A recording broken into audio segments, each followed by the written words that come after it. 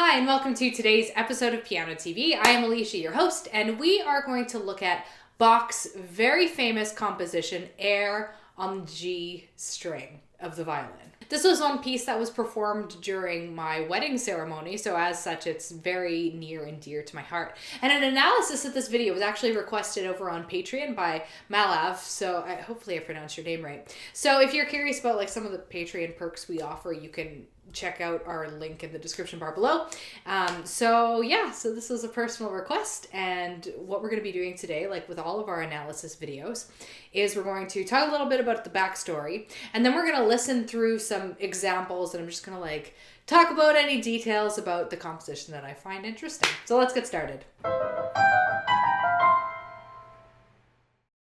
The first thing worth mentioning about this piece, and something that we're going to talk a little bit about today, is the fact that there are two different versions of this piece. There's the Air on the G string version, and then Bach's Suite in G major BWV 1068 version. In the later part of the Romantic era, a violinist named August Wilhelm arranged the air movement of this suite for the violin. In his version, it uses just the violin and the piano, and what he did is he transposed the violin part from the key of D to the key of C and then took it down an octave. And this makes the entire thing sound like quite a bit lower, but a lot more rich, and also quite a bit quieter. He transposed it to the G string, hence the name. Another difference between his version and then Bach's version is the fact that Bach's version uses more than one violin to convey the melody, whereas in the Air on the G string version, it just uses one violin to convey the melody. We're mainly going to be looking at Bach's original version in this video today, but I am going to show you a little excerpt from the Air on the G string version so you can kind of compare and contrast the sound of the two. The air from Bach's Suite number 3 in D major is the second movement out of 6. So the other movements are, the first one is the overture, we have the air is number 2, and then we have 2 gavottes, the bourrée, and then a gig. Now, if you're interested in learning a little bit more about the Baroque dance suite in general, we have made a video on that you can check out. Today, we're just going to be focusing in on the air movement, although I do encourage you to listen to the entire suite because it's always nice to get a sense of the larger context of a piece. This suite was composed in 1731 when Bach was in his mid-40s. A full performance of all 6 movements is about 23 minutes long, and then the air movement, which we're focusing on today, is about 3 minutes. It was scored for a small Baroque orchestra, which involved 2 oboes, 3 trumpets, a timpani, a first and second violin part, a viola, and a basso continuo. The oboes typically follow the violin parts, and the trumpets and drum are there to just add a little pizzazz here and there. Now, in the air movement, only the strings and basso continuo play. It's the only movement of all 6 where the other instruments are silent, so this movement creates a nice pocket of gentleness, a little space of silence and contrast compared to the others. So the Air on the G string version, aside from being transposed and taken down an octave so that it's in a lower register, had some other changes made to it as well. When the violin plays in a lower register, it can't project as loudly, so the piano part has been altered so that it's very quiet. There's lots of pianissimo passages and lots of staccato and light playing so that it doesn't get in the way of the violin part. There are also string arrangement versions, so you might hear a version of Air on the G string with solo violin plus other string instruments, and in this case, the other instruments are playing pianissimo and pizzicato, so really, really quietly and kind of like just with little staccatos. So I want to give you an example of both of the versions back to back. We're going to start with the modified Air on the G string version. It's very lovely. And then we're going to look at Bach's version and see if you can pinpoint all these differences in the melody that we've been talking about.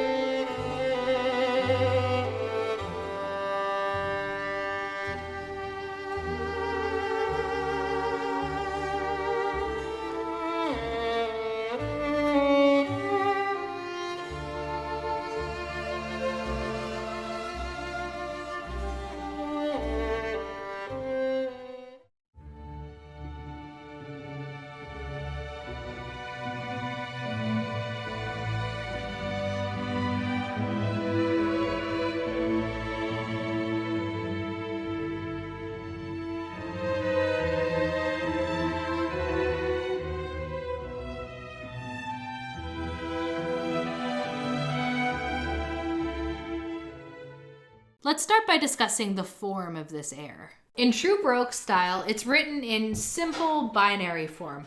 We've done a video on binary form, and our current pianoTV course is actually talking about binary form quite a bit. But here's the basic gist of it. So binary form just means, well, binary is two parts, which we label as A and B.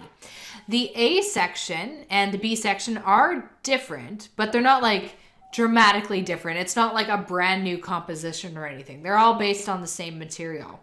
The sections are usually marked by repeat signs, which hopefully I know is really, really, really small. I tried to condense both pages of the music and like really, really small, but hopefully you can kind of see over here we have some repeat marks.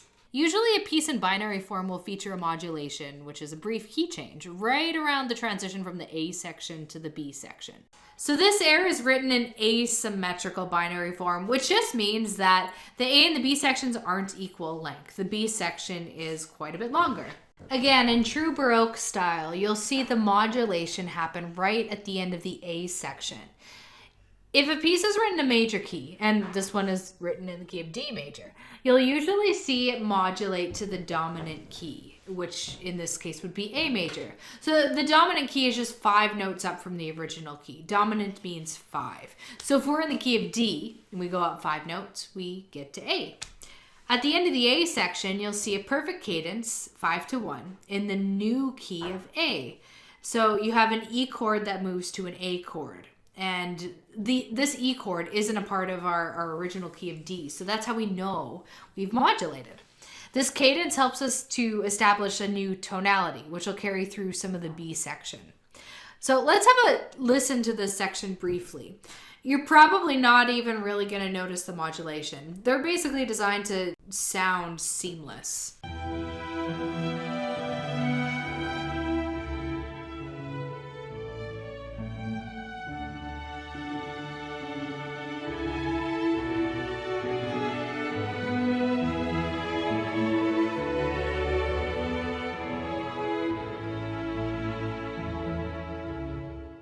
Of course, this isn't a simple binary piece with just like one modulation. Bach is taking us through a journey, a wide variety of keys throughout this piece. We basically go from everything from the original key of D to A to C minor, B minor, E minor, G major, and many, many more. Now, all of these keys are closely related, which means that they have 1 to 3 sharps or flats. Generally, composers are going to modulate to keys that have like a similar number of sharps or flats. So for example, if your piece was in the key of G, which has just 1 sharp, modulation options would be something that just has 1 flat, which would be F, or something with no sharps or flats like C. But you could also go in the other direction with it, something with 2 sharps or something with 2 flats, like the key of B flat or the key of D. It would be unusual for a composer to say modulate from the key of C, which has no sharps and flats, to modulate to the key of B, which has 5 sharps. I mean, there are composers who do it and it's been done, but it's just a little bit trickier and it sounds a little bit less natural. So let's have a listen to the start of this B section. We're modulating to new keys in pretty much every bar, and I want you to pay attention for it. Like, you probably aren't actually going to be noticing it by listening. What you mainly just end up noticing is an intriguing and rich sound.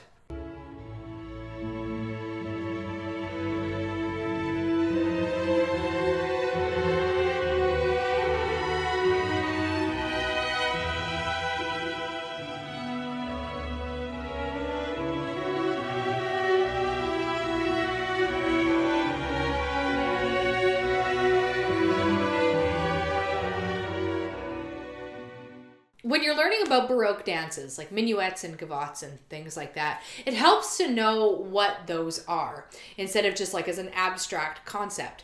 And I think the same is true with an air. Well, what's an air? Why did Bach decide to call this composition an air? What about other composers who call pieces air? Like, what does that mean? So let's just talk about that very quickly. So an air is the English version of the Italian aria. And most of you are probably familiar with the word aria. It's just a very lyrical sung piece that is oftentimes quite florid, and it's taken from opera. This is probably one of the reasons that Bach, for the air movement, took out all of the other instruments, just because he wanted to really let that melody shine out without like all the other baggage, to create contrast with the other movements. This is another thing that he did in his Brandenburg concertos. It was a little trick of his where for the slower movements he would pare down the instruments to create a little internal contrast from movement to movement. Another feature of this piece that's well worth pointing out is the very elegant bass line. It's nothing more than octave leaps, which you can kind of see with these red lines here, interspersed with steps. So we go D to D, then we step, then we go C to C, then we step. It's a really, really lovely pattern. And there are variations in this pattern as the piece continues because for harmonic reasons, you can't just kind of keep this up indefinitely in such a perfect way, but it is remarkably straightforward and consistent throughout. There's another pattern I want to show you in the bass line where you're going to notice that we're getting taken on a journey through a scale. So in the A section, we basically go through a descending D scale in the bass line, like with the lower notes. You go D, C, B, A, etc. And we wind up on not a D, but a D sharp. This is just another clever little writing thing that Bach surprises us with. Instead of landing on maybe the expected note, the D, he's like, ha, surprise, D sharp. Very cool. One melodic feature Bach employs here are suspensions. Suspensions are basically holdouts. They create tension as we wait for the sound to resolve. So I know that's kind of abstract, so I want to bring that down to earth. Say you're playing a C chord. So a C chord is C, E, and G. A suspension might be the notes D to C. The D is dissonant and played over the C chord since there's no D in a C chord. It's a C, E, and a G. That dissonance is resolved as we move from D to a C, and that's a suspension. You could have the same thing, not just with D to C, but maybe your melody moves from F to E. A really simple example would be like if you're playing a C chord in your left hand, and then your right hand melody goes F, E, and it just kind of resolves. So we have tension and resolution. So we have tension and resolution. So there are a lot more suspensions than what you see here on the screen, but this just kind of gives you a basic idea. So let's take a listen to the very end of the piece and try to listen for these tiny moments of tension, which are just artfully interwoven with the other parts. One of the most beautiful aspects of this piece is how all the parts move together.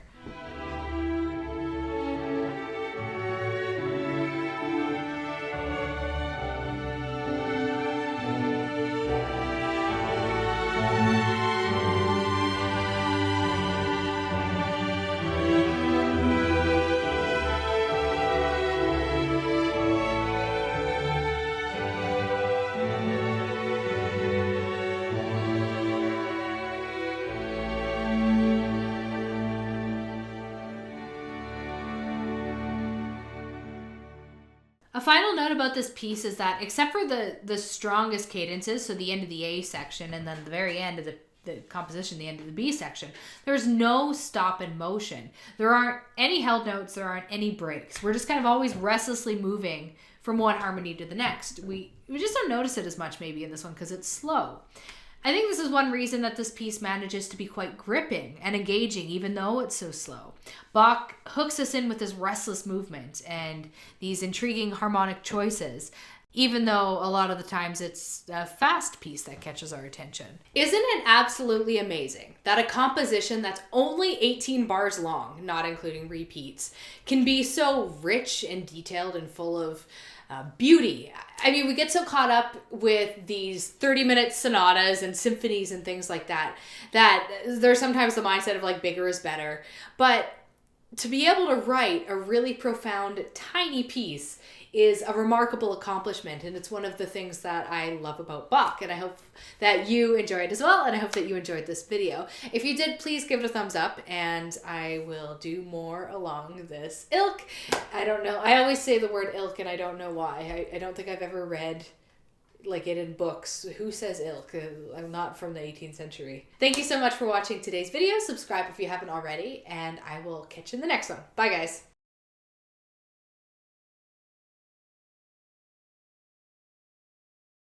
Oh, that was all off screen. I have to say that all again.